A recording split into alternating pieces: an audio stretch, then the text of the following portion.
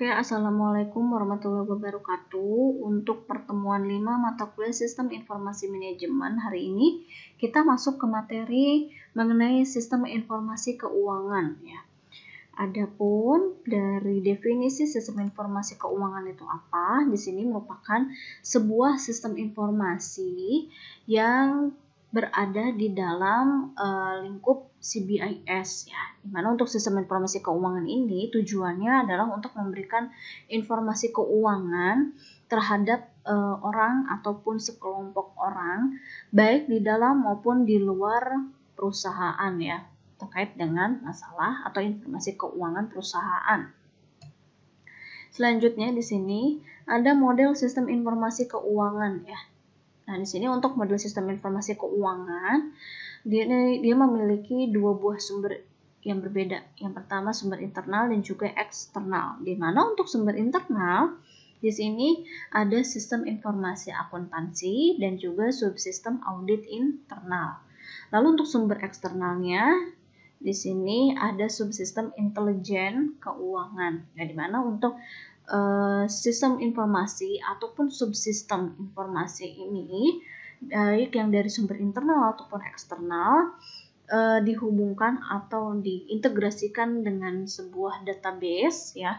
Nah, untuk hasil dari ketiga sistem informasi baik dari sumber internal maupun eksternal menghasilkan beberapa subsistem yang lainnya.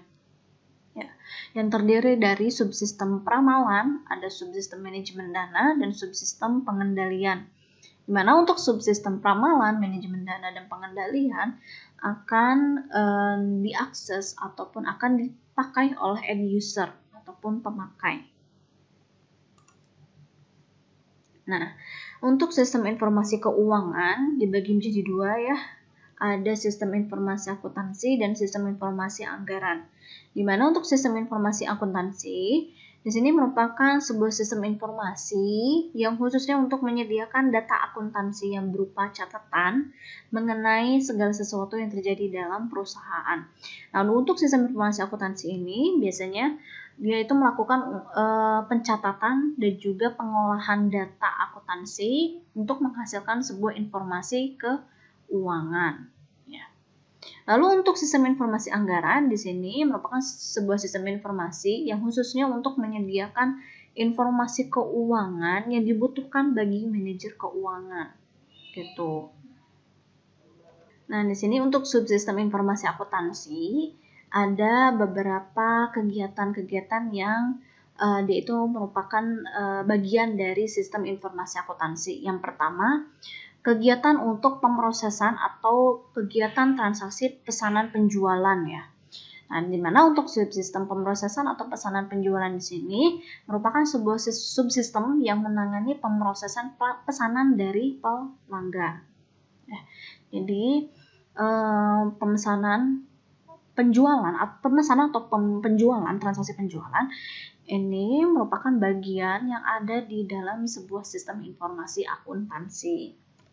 Selanjutnya, subsistem informasi akuntansi yang lainnya ada kegiatan yang terkait dengan proses persediaan bahan baku atau persediaan barang barang yang akan dijual ataupun barang yang kita gunakan untuk sebagai bahan baku utama untuk produk kita. Nah, ini di dalam persediaan merupakan sebuah subsistem yang menangani perubahan dalam persediaan dan memberikan informasi pengiriman dan juga pemesanan kembali bahan baku tersebut. Lalu yang termasuk ke dalam subsistem informasi akuntansi itu ada apa lagi? Di sini ada buku besar atau general ledger ya. Merupakan sebuah subsistem yang mengkonsolidasi data dari sistem akuntansi yang lain dan menghasilkan pernyataan dan laporan bisnis yang bersifat periodik. Kalau untuk buku besar ini nih digunakan untuk melakukan pencatatan dan untuk outputnya menghasilkan sebuah laporan keuangan yang sifatnya itu periodik ya, bisa per bulan, bisa per minggu ataupun bisa per tahun. Tuh. Lalu ada juga piutang dagang. Nah, di sini merupakan sebuah subsistem yang mencatat piutang pelanggan dan menghasilkan faktur. Lalu ada pernyataan pelanggan bulanan serta laporan manajemen kredit. Nah, ini terkait dari kegiatan-kegiatan ini masuk juga ke dalam ini ya, bagian sistem informasi akuntansi. Lalu ada sistem informasi anggaran. Nah, sistem informasi anggaran di sini terdiri dari 3 pendekatan yang dimilikinya ya, yang digunakan untuk melakukan proses pembuatan anggaran. Yang pertama, pendekatan dari atas ke bawah, di mana untuk pendekatan dari atas ke bawah ini melibatkan eksekutif yang menentukan langsung jumlah anggaran dan kemudian eksekutif tersebut akan men-share ataupun menekankan jumlah anggaran yang ditetapkan oleh eksekutif ini pada staf-staf yang ada di bawah naungan eksekutif ini. Lalu ada pendekatan dari bawah ke atas. Nah, sini merupakan proses pembuatan anggaran yang dilakukan pada tingkat organisasi terendah. Jadi sifatnya kayak pengajuan ya. Pengajuan nanti pengajuan anggaran yang ditetapkan ataupun yang diestimasi oleh staf-staf yang di tingkat organisasi terendah ini berapa, lalu diajukan untuk ke organisasi yang lebih di atasnya lagi. Lalu ada pendekatan partisipasi. Di sini merupakan proses pembuatan anggaran yang melibatkan pihak-pihak yang baik yang menerima dana anggaran tersebut maupun yang memberi anggaran tersebut untuk saling berkoordinasi untuk menetapkan nih anggaran yang diperlukan ya itu berapa. Nah, ini ada proses koordinasi dan juga komunikasi yang intens ya antara si pemberi dana dan juga yang akan menerima dananya nanti. Lalu ada pembagian output di dalam sebuah sistem informasi. Nah, di sini dibagi menjadi 3 ya. Ada subsistem peramalan, ada subsistem manajemen dana, ada subsistem pengendalian. Nah, untuk subsistem peramalan di sini fungsinya itu untuk apa nih untuk subsistem peramalan? Di sini untuk melakukan evaluasi terhadap kinerja keuangan saat ini dan untuk proyeksi dalam bisnis untuk kedepannya itu agar lebih baik lagi. Lalu fakta dasar dari subsistem peramalan ini apa? Di sini fakta dasar yang bisa kita temukan adalah kalau untuk subsistem peramalan ini merupakan proyeksi dari masa lalu atau gambaran dari bisa gambaran dan juga bisa hasil evaluasi dari data-data yang ada di masa lampau ya. Lalu untuk subsistem peramalan ini dia akan menghasilkan sebuah informasi ataupun keputusan yang sifatnya itu semi terstruktur ya. Lalu tidak ada peramalan yang sempurna ya. Lalu untuk jenis peramalannya ini dibagi menjadi 2, yaitu peramalan jangka panjang dan juga peramalan dalam jangka pendek. Di sini untuk metode peramalan ada 2 jenis, ada kuantitatif dan juga kualitatif. Di mana untuk kualitatif di sini ada 3 jenis juga ya. Ada teknik konsensus panel, ada metode Delphi, dan juga rapat elektronik yang akan kita bahas di slide selanjutnya ini. Nah, untuk metode kualitatif itu apa? Metode kualitatif ini merupakan metode yang tidak melibatkan perhitungan data, tetapi didasarkan pada penafsiran atau persepsi dari subjektif orang yang terkait. Jadi untuk kualitatif ini nggak melibatkan atau tidak menggunakan data-data ya untuk melakukan peramalan ya, tapi berdasarkan persepsi atau penafsiran secara subjektif. Lalu teknik konsensus panel di sini. Kalau untuk metode peramalan dengan menggunakan teknik konsensus panel di sini merupakan sebuah teknik yang terdiri dari sekelompok eksekutif yang secara terbuka mendiskusikan faktor-faktor yang berhubungan dengan masa depan dan mencapai proyeksi tunggal berdasarkan kombinasi input.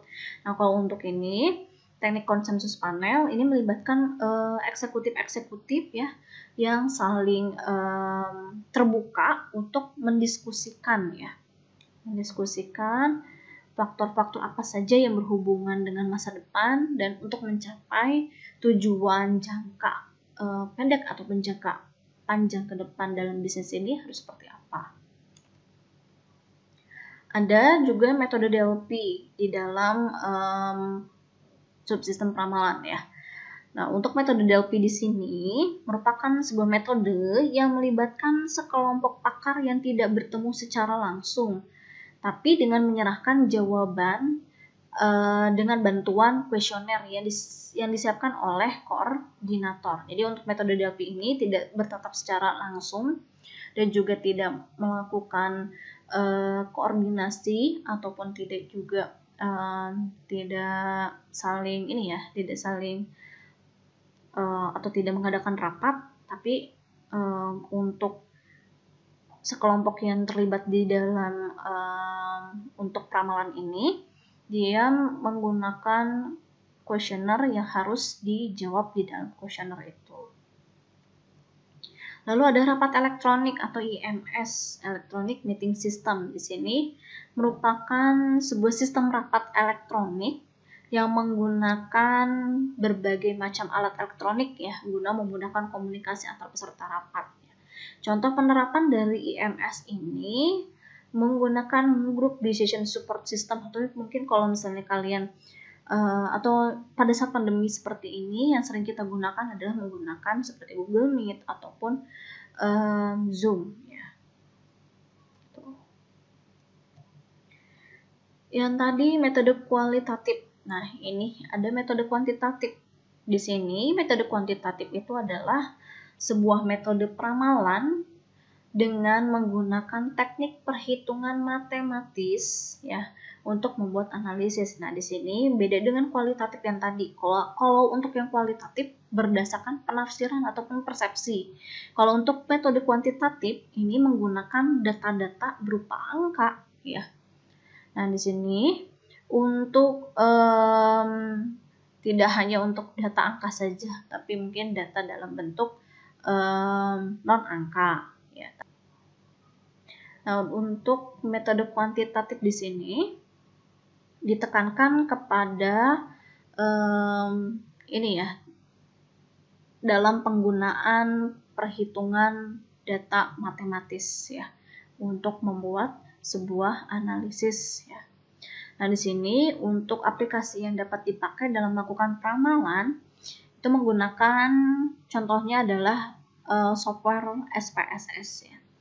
Nah, untuk di dalam metode kuantitatif ini, teknik yang biasa dipakai untuk melakukan perhitungan matematisnya adalah menggunakan time series ataupun metode kausal.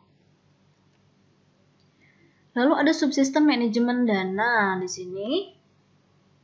Subsistem manajemen dana tujuannya untuk memastikan bahwa arus uang yang masuk melalui pendapatan harus lebih besar ya dari arus uang yang keluar melalui akun biaya.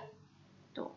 Lalu untuk memastikan bahwa keadaan keuangan harus stabil sepanjang tahun. Lalu fungsinya untuk apa? Fungsinya untuk membantu pengelolaan aset ya, seperti kas dan saham dengan manfaat yang tinggi tetapi dengan resiko yang kecil. Ada subsistem pengendalian di sini fungsinya pada bagian ini dapat melaksanakan evaluasi keuangan dan dampak keuangan terhadap pengeluaran modal yang diajukan. Dan di sini selain tadi untuk beberapa subsistem ada juga di sini pelaku ataupun pihak yang terkait dalam proses ini ya, proses untuk menghasilkan output di dalam sistem informasi ini dengan seorang auditor. Ya. Nah, Di sini auditor ini adalah orang yang bertugas memeriksa catatan akuntansi untuk menguji kebenaran. Nah, adapun untuk auditor ini dibagi menjadi dua, ada auditor eksternal dan juga auditor internal. Di mana auditor eksternal ini merupakan auditor yang bekerja untuk kantor akuntansi publik, ya. Kalau untuk auditor internal di sini seorang auditor yang bekerja di dalam ruang lingkup sebuah perusahaan tertentu. Jadi auditor internal ini merupakan seorang auditor yang kita miliki di dalam perusahaan kita.